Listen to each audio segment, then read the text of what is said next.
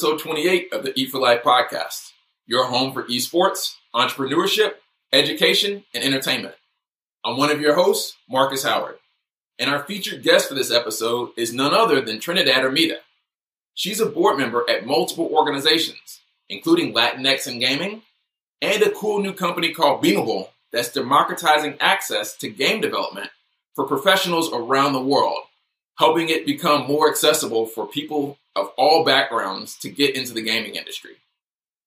She recently was the head of diversity and inclusion at Niantic for nearly 3 years.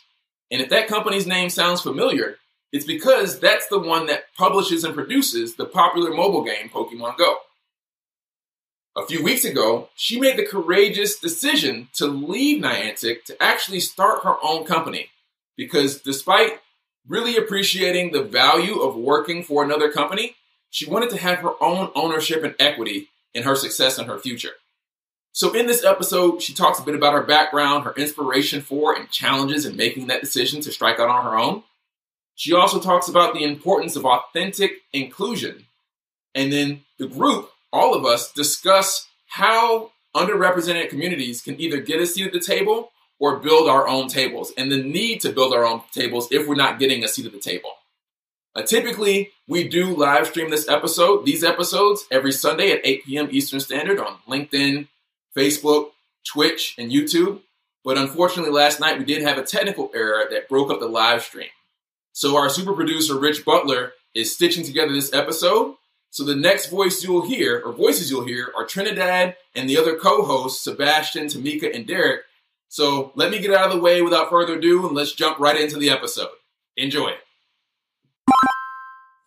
So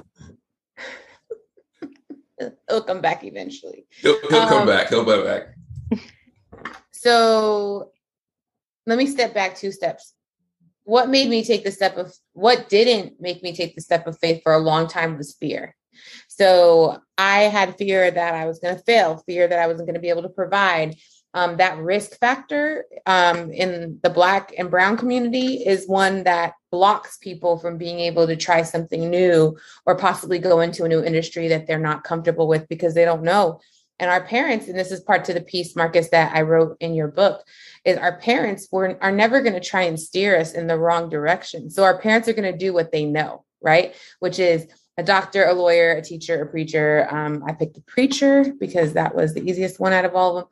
And, and I also felt called. And so going in that direction, education was always something that I'm curious, like by nature. So I'm always going to try and read a new book or try and learn something new. And when I got into the space of corporate America through EMC Squared, it was a big tech company back in the day. And when I call it the filet mignon of big data, we didn't cut any corners, and when we got acquired by Dell, it was a huge adjustment. And what I mean by a huge adjustment is Dell is multiple, mass production. EMC was intricate. We got your personal, you got your menu here, pick what you want, a la carte. And we're going to charge you for all of that a la carte right there.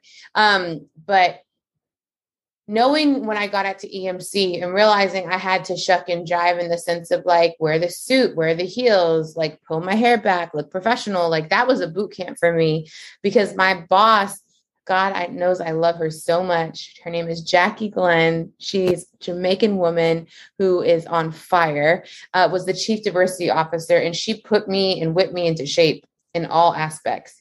And so all to say that, working for her was boot camp, and it created this understanding of the culture of corporate America, which showed me that nowhere is safe. And we tote in these conversations that we're building safe places for people of color when, anybody and everybody who I thought I trusted somehow, some way stabbed me in the back because they felt my power and couldn't handle it. And they would think, why would this woman come into the room and tell me what I need to do to be more inclusive? Who is she? I'm like, well, sir, I was hired to do this job. This is why, right? And so I had to learn quickly how to navigate not only the white man, but the white woman and any person who felt intimidated by me. And so I did that. And then I was like, you know what, maybe this D&I thing is not for me. So then I went into product management, which I was herding cats in that arena in tech at Dell. And doing product management was cool, but the thing that it lacked was the passion for me. It lacked the vision and the mission. I didn't feel like I was affecting a product in our bottom line, our sales, right? I wasn't affecting people. And so although I'm able to navigate people, I didn't have that drive. So it brought me back to a place of reflection where I was like, wow, like I really do love people and impacting people. I love impacting policy, and I like being able to change the narrative. And so that's what led me to Niantic. I left Dell. I was the first head of diversity and inclusion at Niantic, and I was able to have this blank slate, bro. Like, I was just like, what do you think this, will change the world? And I was like,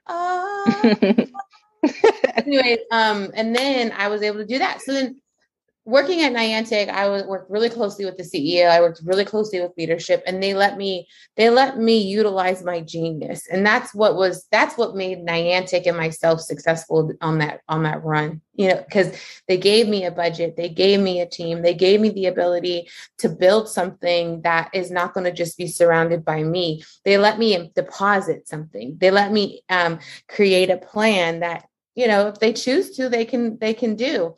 And when I was getting all these offers from these different companies, because D&I, since George Floyd's death, like, let's just be real, like blew up. Yeah. I'm a D&I person. The George Floyd curve is what I call it. Like, but the issue with me in that is, it's like, oh, let me put a Band-Aid over a gaping wound. Let me just hire someone as a program manager for a 50,000+ company, just to get everybody to calm down. And I'm just like, bro, exactly. Like, tell a Black woman to calm down and see what happens, And so, like, all that to say is, I realized there's more. First off, Niantic was one of the best jobs I've ever had. So I don't really see myself going from Niantic to go somewhere else. Do you hear what I'm saying? Like, but during this season, I was like, but I want to be able to help more people. I want to be able to touch more businesses. And so that's where the desire to do my own thing came out of. So, and that's why I'm doing it. And let me tell you, it's the best, craziest, most faith walk I've ever been on my life. Like, God provided already one contract, which is a big one that's sustaining me right now. But then I'm also like, when business comes in, like, I am a woman of integrity. Like, I'm big on like meeting my commitments and not dropping balls. But I also have to realize, like, oh my gosh, maybe this is not the time for this. Like, prioritization, like, I'm learning that because I want to help everybody, but not everybody is ready for what I'm about to bring to the table. So that's a small, that took a half an hour. Anyways, that's how I got to this point of starting my own business. Oh, and I have an augmented reality company too. Wow, that's what's up. Let me ask you, as from a diversity and inclusion perspective, can diversity and inclusion not be uncomfortable? No, it will always be uncomfortable for everybody, including the people who are marginalized. And then, in a company that is employing a diversity and inclusion director, can a diversity and inclusion director really be successful? Yes, with the right team, budget, support, and community of people within the organization and out who are willing to put their hand to the plow. If not, no.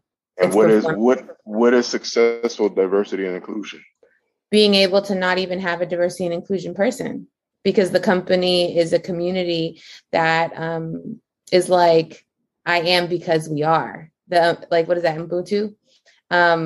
Being able to see that we're better together, that we're better when we collaborate, having balanced teams and taking ego out of the picture and looking at ways that we can all utilize our genius for the betterment of the company. I mean, I think the thing that I'm realizing is some people are on the train of, I need to work for a company, and those people need to work for a company where they feel like they can be empowered, where they feel like they have equity. And what I mean by equity is this gap of knowledge. There's a huge gap of knowledge in all industries, but let me just focus on gaming.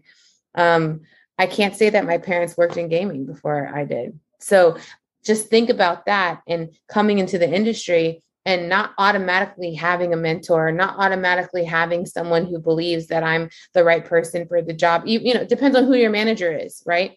I call the managers the frozen chosen, because they're really sandwiched in between leadership and individual contributors. And if they don't understand how to be the best manager to marginalized gender or ethnicity, I'm already at a disadvantage. I'm coming in at a disadvantage, and then I have to learn how to navigate that space.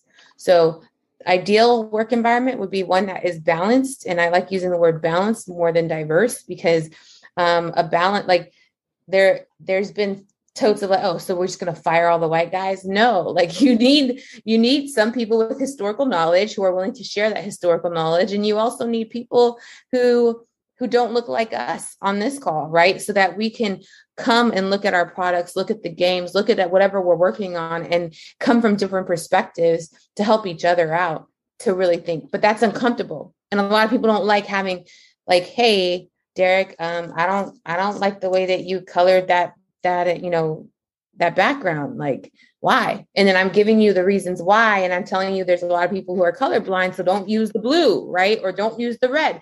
Like, it's an uncomfortable conversation, because I have to tell you something that, is not necessarily something that I like, but I have a reasoning behind it, and I have an understanding. And then Derek receiving that and being like, oh, bro, I didn't even know that. Like, my bad. Like, and we work together. That builds our relationship, and that builds the economy within the space that is going to help people to have tough conversations, like microaggressions, all those things in a bag of chips.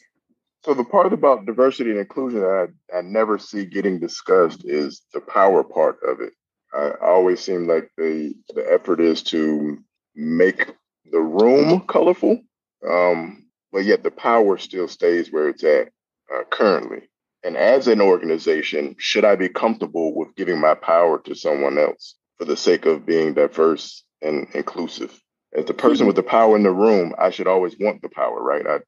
It doesn't make sense to hand the power off to someone else. So, I mean, the question that you're asking is interesting, because if I want if I want my company to be a forever company, even anybody else who you're adding, it's because you're adding people to add value to the company, correct? So if I know that having a balanced room of people who are smarter than me in the room, and I'm the CEO, I'm going to want someone to come in and not necessarily take my power, but to empower the whole company, right? Like, maybe I'm not your typical CEO, because I don't think about power and the power dynamics of the white man. Now, if I was a white man, would I feel some kind of way if a Black woman came into the CEO suite and she's a COO or a chief people officer or chief finance officer? No, because I know that I need her or him or whoever to come in and bring their genius, because that's not my superpower. Now, I think that if there isn't an understanding of intent, that's where power starts to get wishy-washy. If someone's trying to come in and do a coup, and take over the whole thing, that's a different situation. I don't know. I don't know if I'm understanding your question. I mean, I think that people are afraid when, we historically see this, when a group of people of color get together and start to build and create something phenomenal, fear sets in, because it's like, oh, snap, what are we going to do? Like, I see Tupac, I see the Black Panthers, I see like historical times in history where systems, collectives have been destroyed because of fear. That's fear. And it's like, what do you have to have fear of if you're supposed to be so-called this and that? So, like, even, to Derek's point on what he was saying, and I forgot, someone had put something on LinkedIn and I had reshared it. It's like, you'll hear about diversity in a company, but if you look at the pyramid, it's always the people of color at the bottom, and then there's a select few, and they choose what group of people of color to actually choose to be even on top of them, but they never get to be on that first and second tier line. They'll just get to be on the fourth and fifth. Like, we see that a lot of times too, to Derek's point of the power, electing who gets to have power and a seat at the table, not someone that's at the kiddie table or not even able to get into the lunchroom type situation. So, you know what my solution is to that? What? We need to build our own. Exactly. Build our own and then build it. And then start to balance it out on our own, right? Because I do think that there's a beauty in being able to see a collective of people work together for a common good. But if your vision, if you have a vision, it's like, how do I go about building this vision? And when I say that, it's not, I'm saying that like build your own, like it's easy. None of this is easy. Right. So I'm not gonna make it seem like it's like, oh, let me just build my own, but there's disparities, there's redlining, there's blackball, there's all this kind of stuff that we're up against. But I think that with a lot of companies saying, and I'm going to say this in air quotes, that they're supporting all these things because of all the things that have happened over the last couple of years. This is the right time to build and ask and then call them on their bluff. For sure. If you don't mind, Derek and Trinidad, can you talk a bit about the event from 2 weeks ago with Epic Games? Obviously, Epic Games has some history with monetizing Black culture, the Black community through the dances. They probably made billions of dollars off of microtransactions related to that. And then, they sponsored that event to try to bridge the gap, or at least start the conversation around trying to bridge the gap. Can you speak to that and what your thoughts were? And is that the right approach? And what should they be doing next? Because I'm sure other companies in the space need to hear that. So I'll go first. I don't know. The Gemini in me has a challenge with diversity and inclusion. I recognize the value in diversity and inclusion, but I also recognize that we can't really get the true solution from it because we're not in a position of power. So anytime that we're trying to champion for diversity and inclusion, it's always going to be coming from a begging position. It's not coming from a position of any power. It's almost like, hey, I think I should be in the party. Can you please let me in the party? And then if you let me in the party, I'll show you how valuable I am and how much it makes sense to add me to the party. And being from that position of no power, any diversity and inclusion talks is almost like, really, what are we really gaining if we don't really have power? Two, I never see these diversity and inclusion talks actually discuss inclusion on economics and what does that look like. So let's use Microsoft, for example. They say, I want to increase my diversity and inclusion efforts. From a dollar perspective, what does that mean? So if Microsoft makes $1 billion, how much of that $1 billion that comes in through the doors needs to be diversified? And then specifically, how much of that money needs to go to women? How much of that money needs to go to Black people, et cetera? And I don't know if those conversations are really being had. If Microsoft makes $1 billion, how much of that is Black people deserving of getting?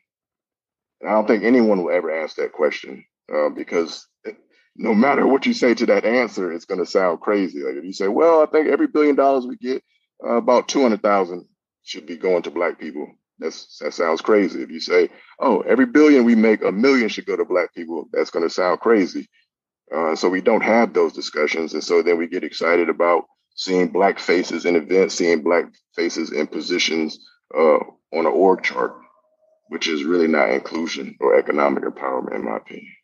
Yeah, I think it's one of those things where, like, for me, it's kind of like what Trinidad said. It's like I've been on some, build your own type energy for the last couple of years, especially with esports, because it's really not about diversity and inclusion as much as it's about saying the words diversity and inclusion. Red, you always talking about that hot button topic words. It's like that. It's like it's common sense that even the way the games is getting sold, even the way everything is done set up so that there's two classes.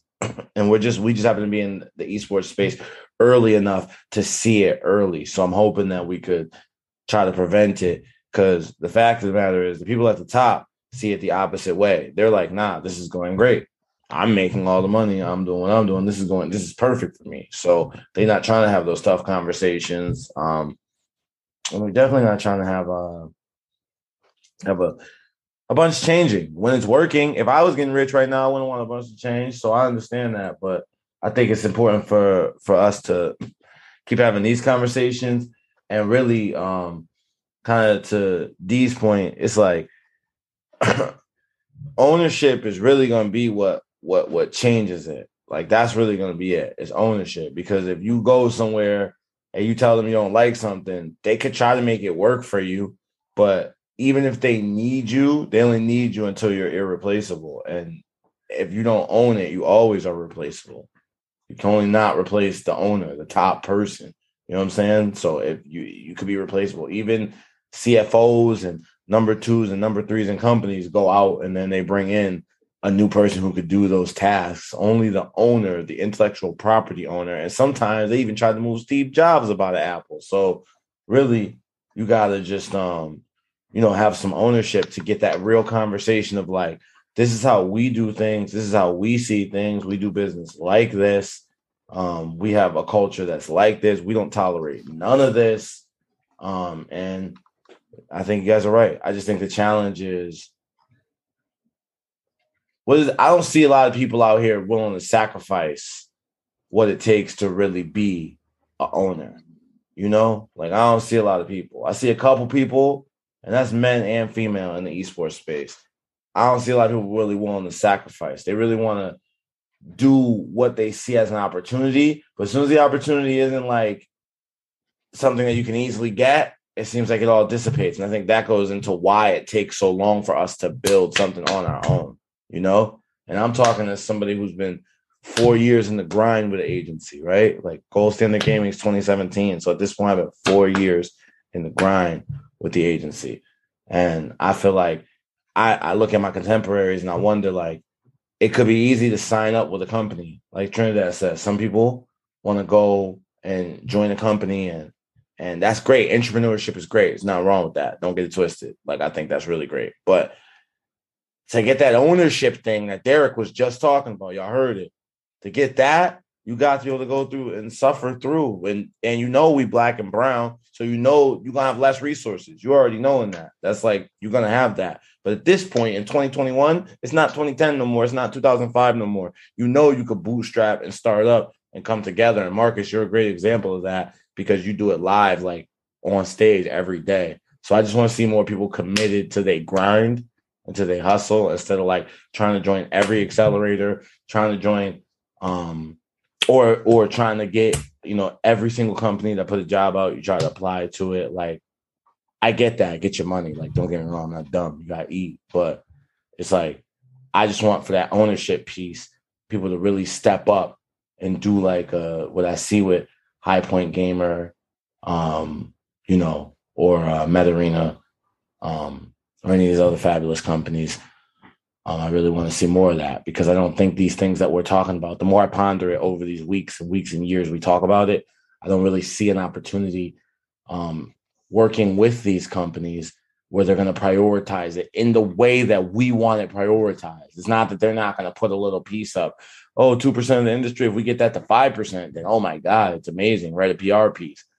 I'm talking about like 97%. You know what I'm talking about? How do we get the investors, 90%. Though? Go ahead, Trinidad. No, you go ahead.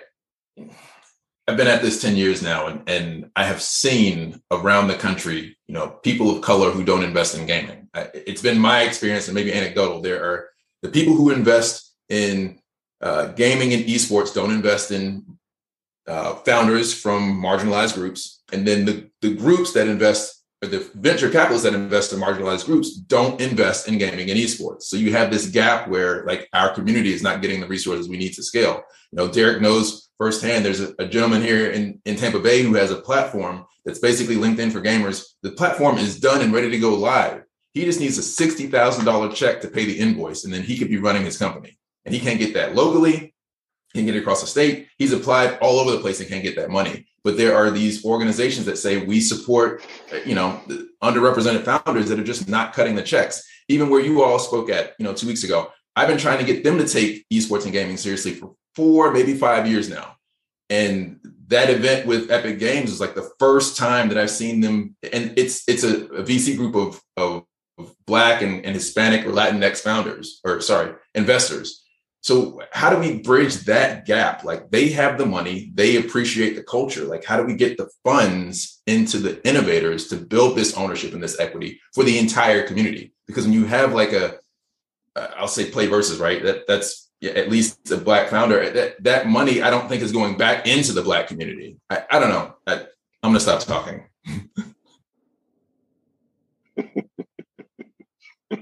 It'd be like that. Bro. I'm not even going to touch what you just said. I'm going to keep moving forward, because in these last and evil days, there's one thing that I won't do is talk about another person of color. So they have to answer to God on all of their transactions. Now, as far as these VCs that tote and say that they're supporting Black and brown folk, I think that one thing that I noticed in our community particularly is we don't come together enough. We don't come together and support each other. And what I mean by that is, if a group of folks, and a lot of times we're keeping separate. We're trying to hold our own and be like, oh, I got this VC that might be talking to me. Let me keep it to myself because I don't want anybody else to go there and take my money. These white folks and Asian folks are sharing contacts, sharing connects, because guess what? There's enough for everybody.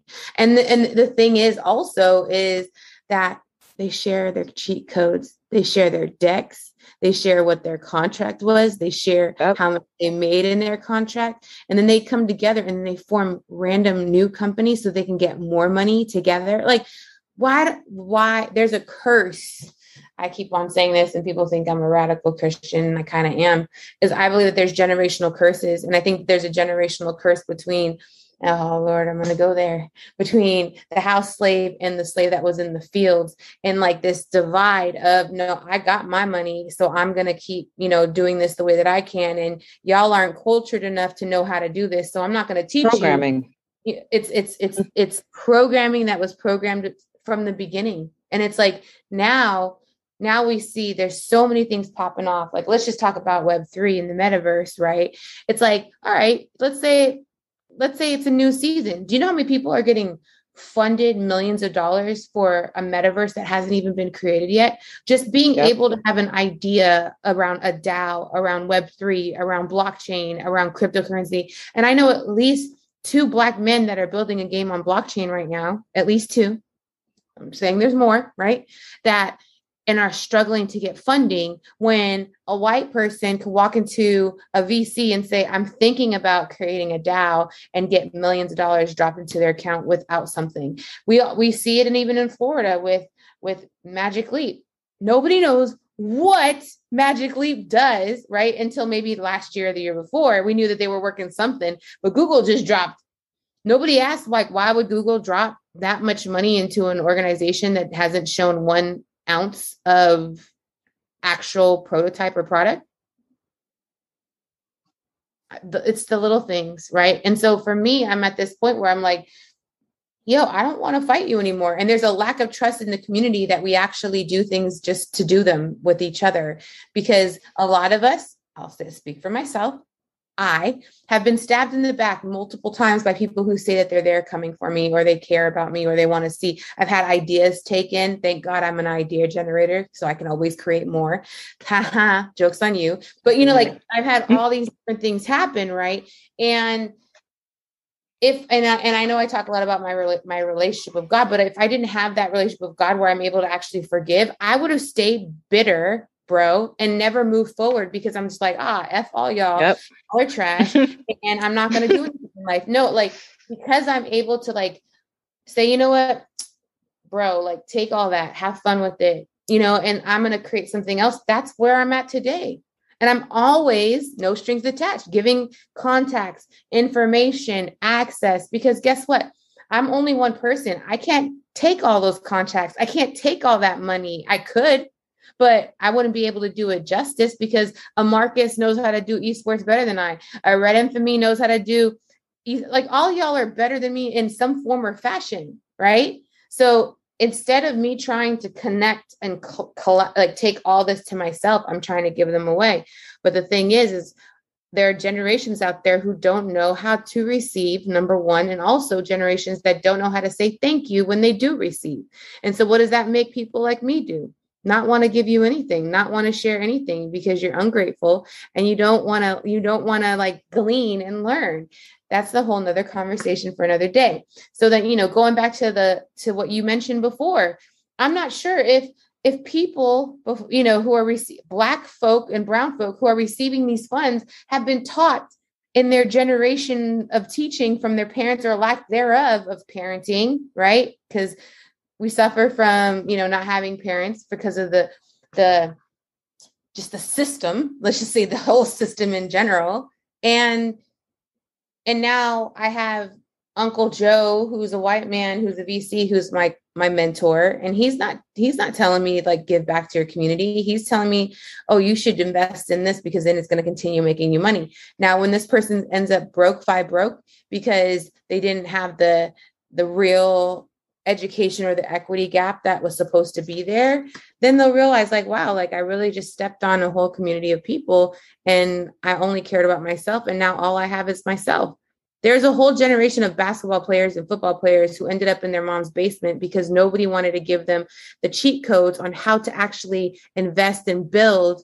And now they're figments of our imaginations. They're legends that are hometown legends that are still at home. And that's a disparity. That's a curse. That's a challenge. And I'm tired of those curses and challenge. So I say, I broke the curse with my generation. I said, no, I'm going to make sure that I share all of my knowledge with my nephews, my nieces. I'm going to tell them what the cheat codes are. I'm going to allow them to take risks because I couldn't, right? Like, so for me, I could be selfish and be like, I got my funds, I got my check. No, like I don't have any kids. So I tell all my nieces and nephews, which are not even blood nieces and nephews, right? I tell them like, hey, take this job at Coinbase, take this job at Uber. If you fail, I got your back. I have a room. We will get you back up. You know what I mean? Like because I didn't get that chance. My parents did not have an opportunity to go to an Uber or Apple when Apple started, or a Lyft or a Coinbase and IPO. They didn't even know what IPO meant, bro. So like now we have all these companies that are coming up out of nowhere. Like even Clubhouse, we talk about Clubhouse and that life of fame that they had. Like Clubhouse was about to IPO. They were hiring people, right? Like it may have been a risk because we don't even know what's going to happen to Clubhouse. But guess what? Niece, nephew, neighbor's child. I'm gonna tell all y'all to go there and try it out. And guess what? I'll take the hit if you can't do it because I can't. I'm 40. I'm not old, but you know what I mean. Like I don't know how many more IPOs are in me. You know what I'm saying? But that's also might be my frame of mind or a disparity. So I do think that. And being a founder of an augmented reality company, people could be like, bro, like there's so many augmented reality companies out there. I'm not trying to make glasses, Niantic. I'm not trying to make glasses, Microsoft. I'm trying to create experiences for small businesses, for Black and brown folks, for athletes, for musicians, and letting them see that this tech could work for them. Like we can actually build tech that can help you take a reality or a parking lot or a house and transform it right before your eyes so that people can really immerse into an experience that you've created. Now, are there other people who are doing that? Probably. But guess what? Those other people aren't me, and they don't have the creative energy that I do, and they don't think like I do. So that's my co-founder's sauce, right? So that's what I'm saying. Like we see a ton of hair braiders out there, but why are there a ton? Because they all have gifts and they all do them differently. And we all like different people for different reasons. I love my hairstylist because of the ambiance in her salon. I just go there and I forget about the world, right? Is it about the color? Is it about, no, it's about the feeling of the person. And so what all I'm trying to say to everybody who's listening is whatever your genius is, whatever your passion is, like baby steps, baby. Like if just try tapping into that. Imposter syndrome is a tactic of society to keep you in a box and make you feel like you're not supposed to be somewhere. And who created that? We all know it's a part of systemic racism. I mean, even human resources and how human resources was set up within systems. Do you realize back in the day that people were doing their own businesses and living their best lives, either working on a farm or had some way, like you go to an island and you say, there's the fishers, there's the farmers, there's the people, like, but the government and the system had to figure out a way to how do we get people to come work for us? How do we get people to stop doing what they're doing and providing for their family and come work for us?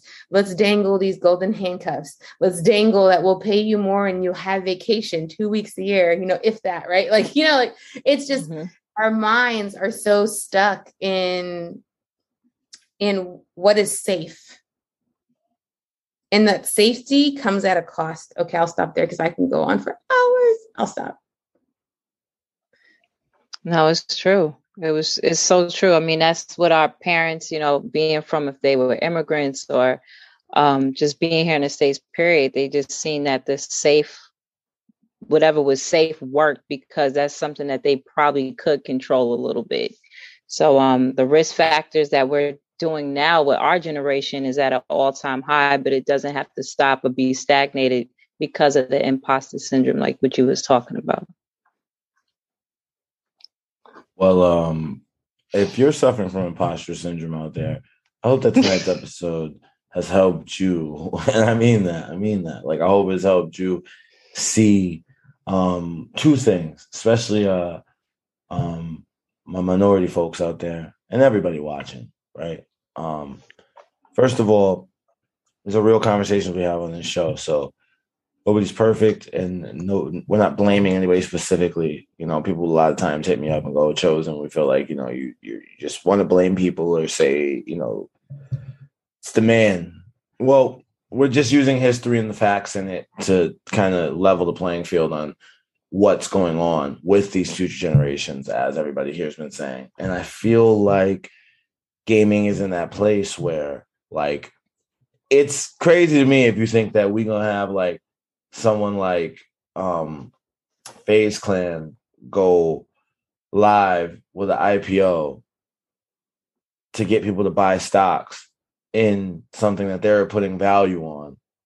When just like 3 months ago, they players was getting people to buy cryptocurrency that they was putting value on. It was fake. So it's like, it's just crazy. This is because of the way things are, right? Like the way things are. The way things are now. Forward, right? And so that's what someone would say in the 50s when it was like, whoa, they have one black guy in the league. It's like that at that time, it was like, this is a big change. This is the kind of trickle that gaming is looking like it's going to try to have when we can knock that whole wall down right now by being like, yo, Activision, it's not cool that at your office, the ladies don't feel safe. At your stadiums, the Department of Justice is investigating you because you're not paying the Overwatch players right. And then on your game, every kid knows that these racist little white boys be on there saying racist shit all the time. Can I talk to that? Like, so I got a VR headset, right? Mm-hmm. And I realized that playroom is where all the kids are stuck. It's almost like a purgatory. Like, I think if your parent has to give you like access to like being able to go into other places within the game. And it was just day one. I put it on and like, yo, these kids are trolls. And I didn't realize how much of a troll these kids could be. Is like, they are learning toxicity within this space.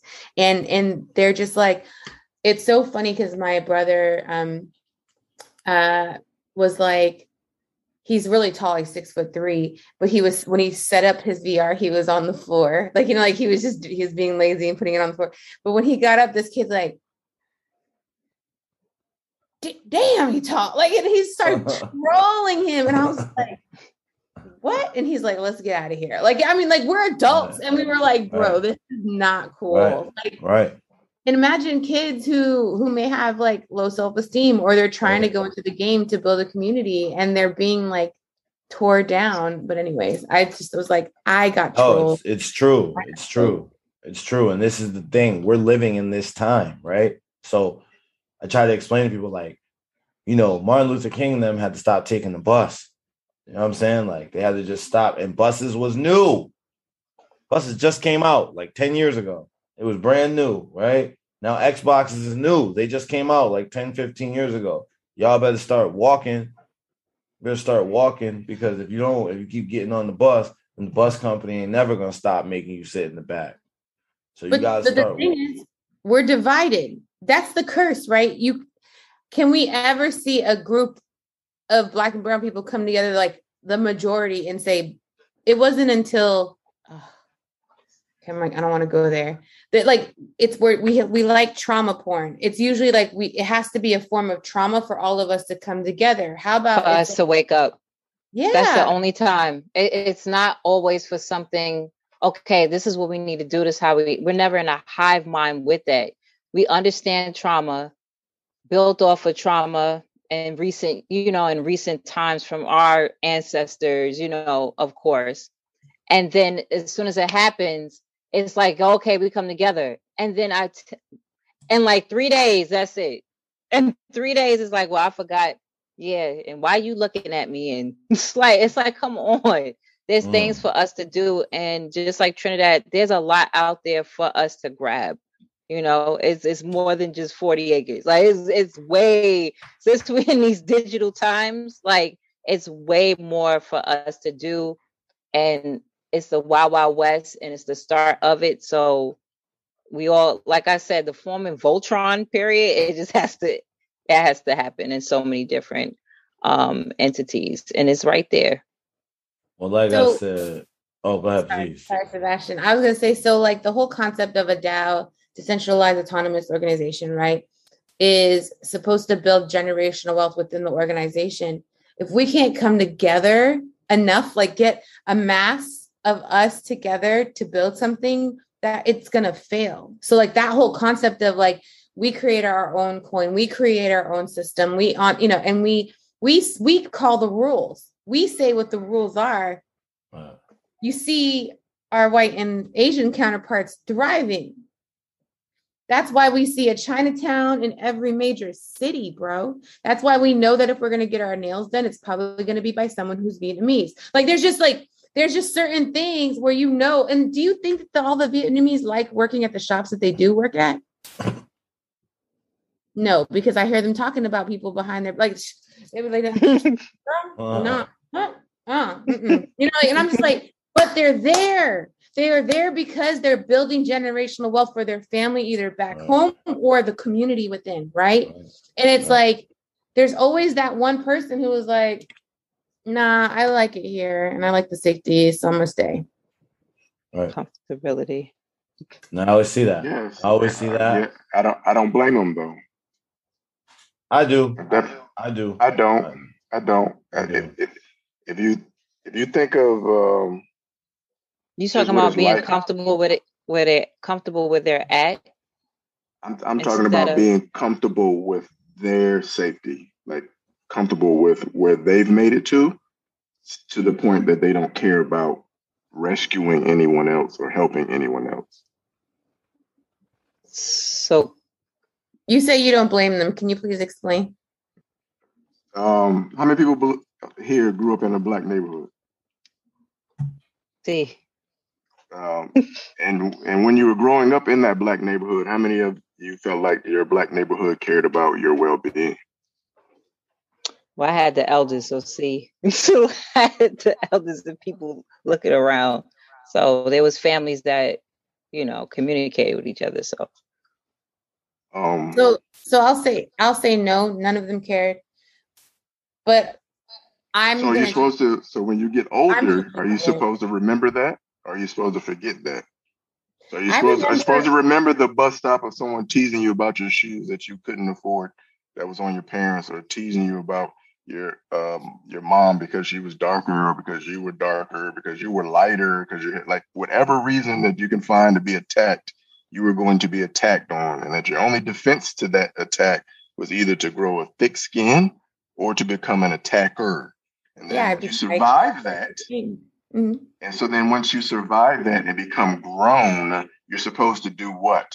Forget that the individuals that you grew up with were attackers and predatory, and you're supposed to have their best interests at heart. Derek, can we go into the conversation we had the other day where we were talking about how we were taught to show love or initiate someone into a family or a system? How was it? Yeah, that's the trauma. That's how we, it's like, to get initiated, you have to be able to cap on someone and receive the cap. Because I mean, I get what you're saying off of trauma of that, but it's like, for example, let's say a parent and they didn't have their parents, right?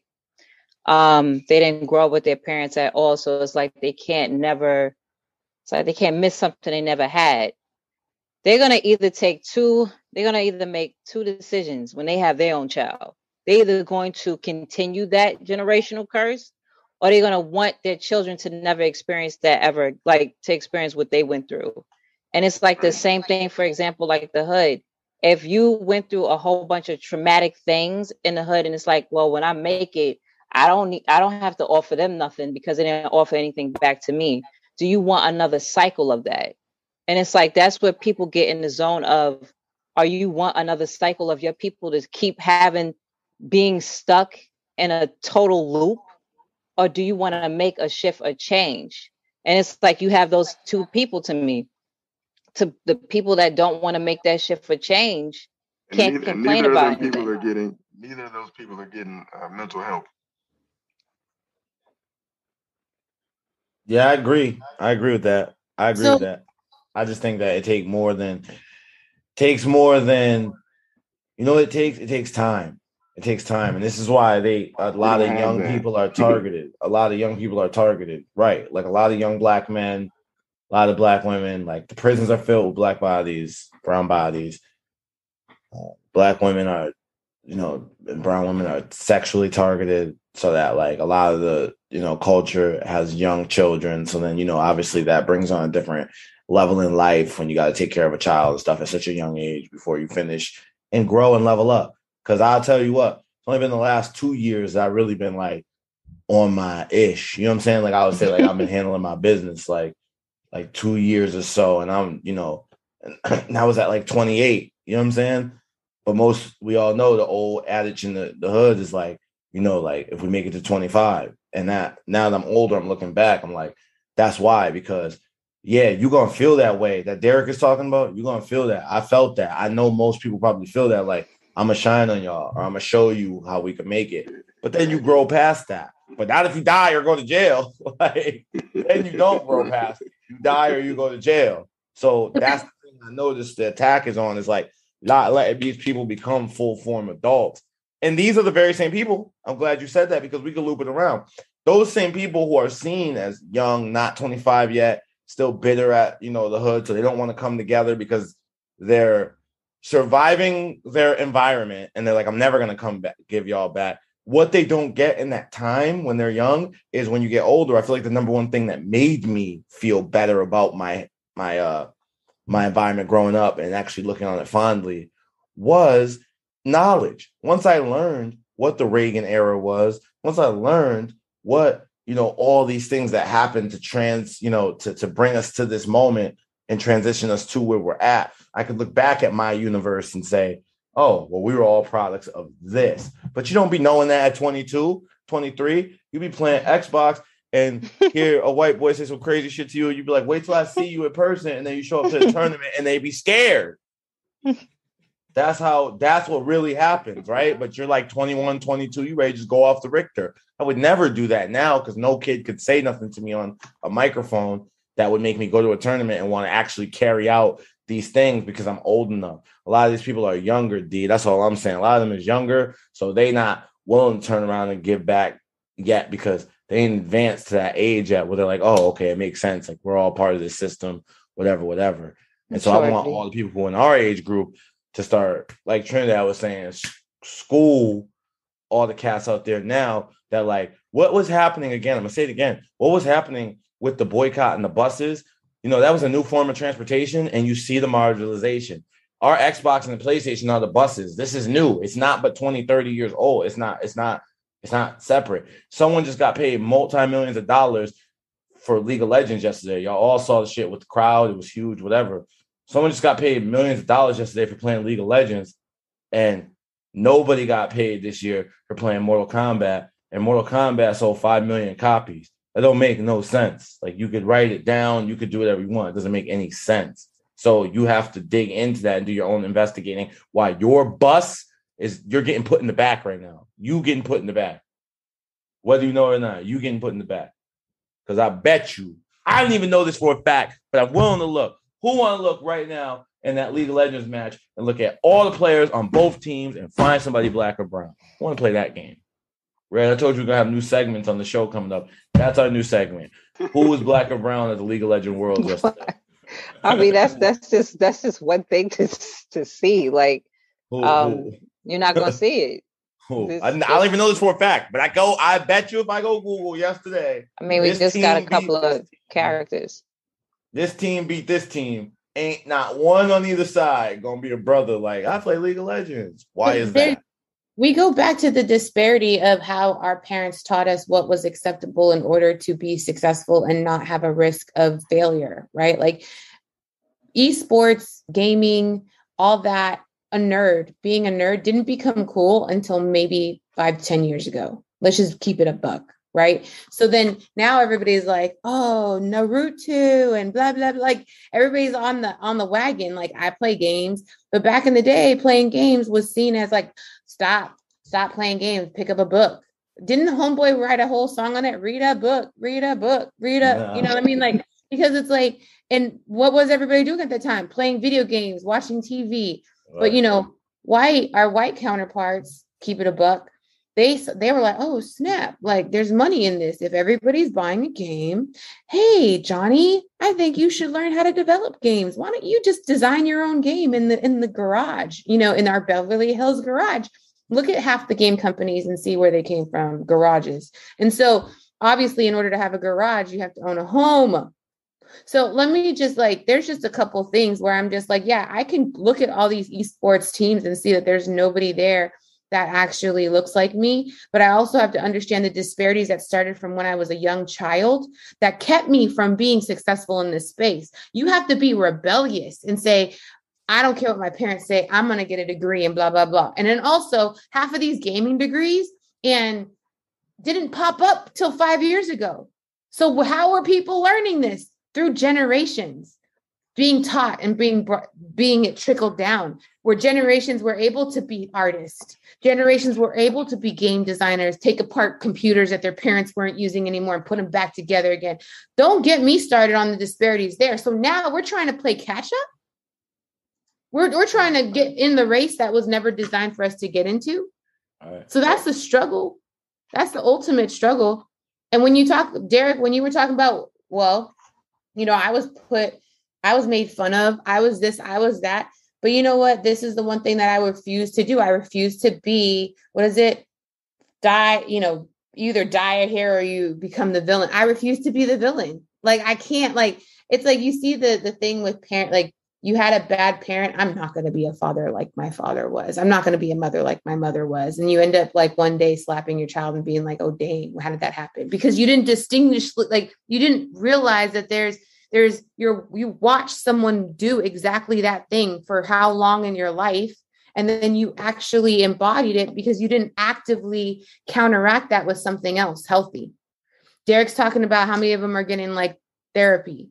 Like, like in the Black community, we talk about the disparities around therapy. Like, oh, you have a shrink. Oh, making fun of you or making it seem like, oh, you don't need go to church. Like people like, and I'm from I love the church, but my pastor is not my therapist. Facts. I'm sorry, I might get stoned for that, but it's okay. My pastor is not my therapist. I don't get to talk to my pastor one-on-one unless there's marriage therapy, mind you, and that's only 3 months. You know what I'm saying? Like, so you think I'm going to learn how to be a wife in 3 months, bro?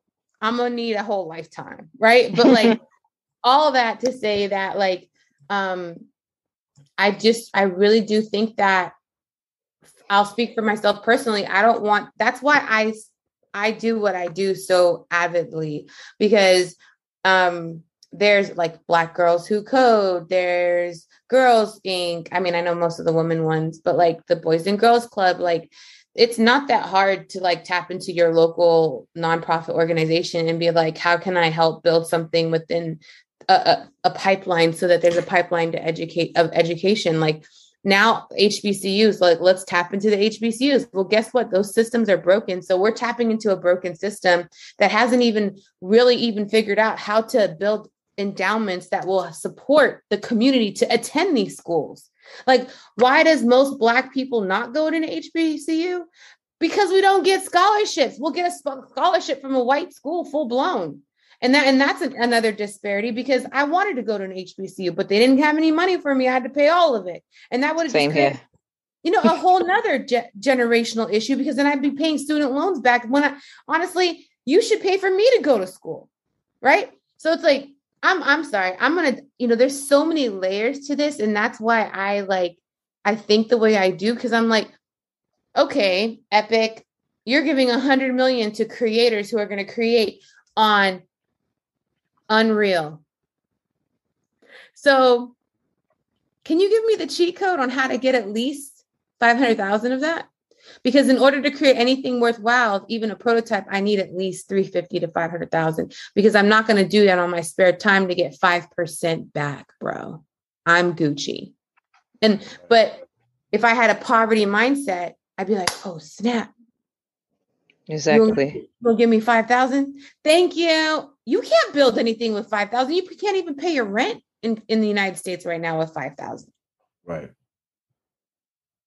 That's real. And that's true. And you do gotta make a way. That's the other side of it. I'm gonna always fight for marginalized people, because that's just in me. But I also know that you do gotta get up and get out and get something. And there is plenty of opportunities out there, especially now more than ever. So, I mean, Trinidad, Red, D, Marcus, thank you for this episode. I feel like I really got to sit back and listen and learn a lot. And that's what I like the most. So I appreciate y'all. Let us know where you're going to be this week, where people can find you before we get out of here. Oh, yeah. Who is it going to? I know. Who you pointing at? Oh, yeah. I should have picked somebody. Marcus, go ahead. Yeah, this week I'm doing a virtual booth during my lunch break for my day job at this virtual esports and gaming conference, so I can promote the book. 18 months into this, man, I'm just trying to get this book ready for Black Friday, so it's coming together. Yeah. So that's what we'll be doing. It's hustling, struggle, hustle, flow all week. I'd love to hear it. How about you, Red? This week coming up, I'll be in Vegas. So oh wow. Yeah. Who you doing in Vegas? Said, oh wow. Can you tell us? You said what? Or is it one of those secret red missions? I'm going. No, it's not a secret. Wow, you sound like my mother. One of those secret red missions. Girl, where you going? No, I'm actually going to a festival. And then I may be seeing what hip hop has in store too, because he'll be in Vegas too for a crypto event as well with Saitama. Wow. Yeah, it's gonna be a little busy week out there. I haven't been to Vegas in a very long time. So yeah. Welcome back, Red. Holla at that boy Christopher Laporte. You know what's going on. Yeah. How about you, Trinidad? What's going on for the week? Where can they find you? Tell everybody where they can get up with you after they just got these gems dropped on their head today. Well, you can find me on Twitter. This is Trini, or Instagram. This is Trini, or LinkedIn, Trinidad Hermida. I have a couple of interviews. I was honored for the work that I do in gaming at the Black and Game Awards. And so that's airing on the 13th of November.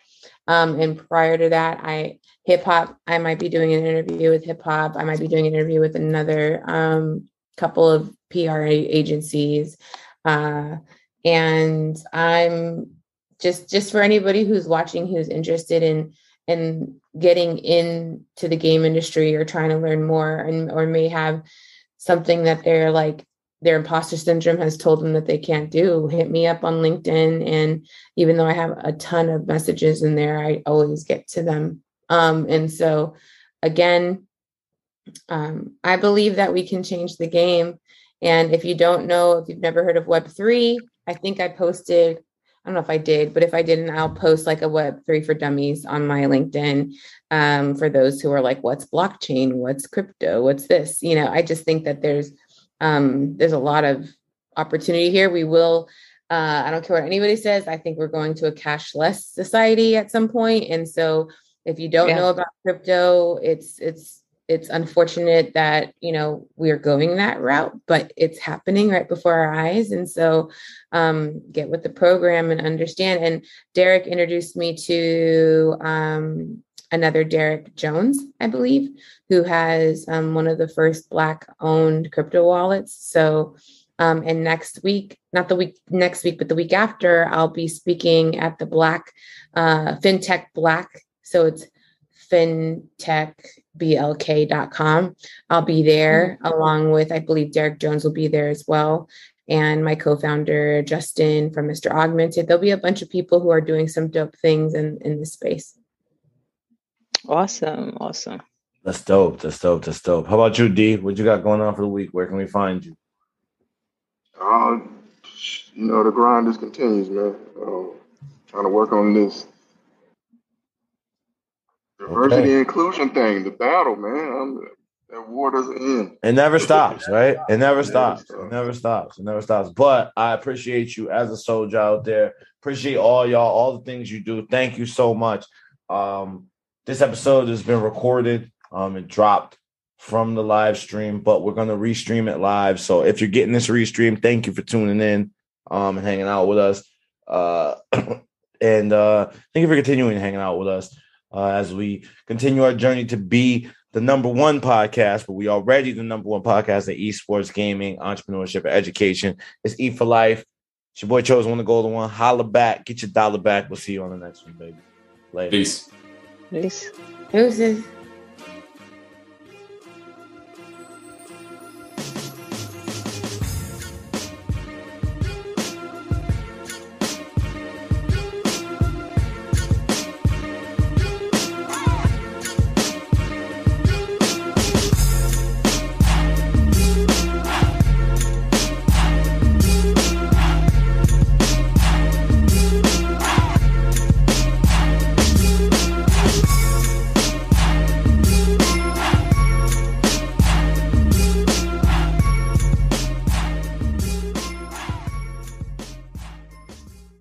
High Point Gamer is Central Florida's premier esports consultant for forward-thinking gamers, brands, and organizations. We create customized gaming-centric campaigns, programs, and initiatives to seamlessly support your business goals. Visit highpointgamer.com for more info.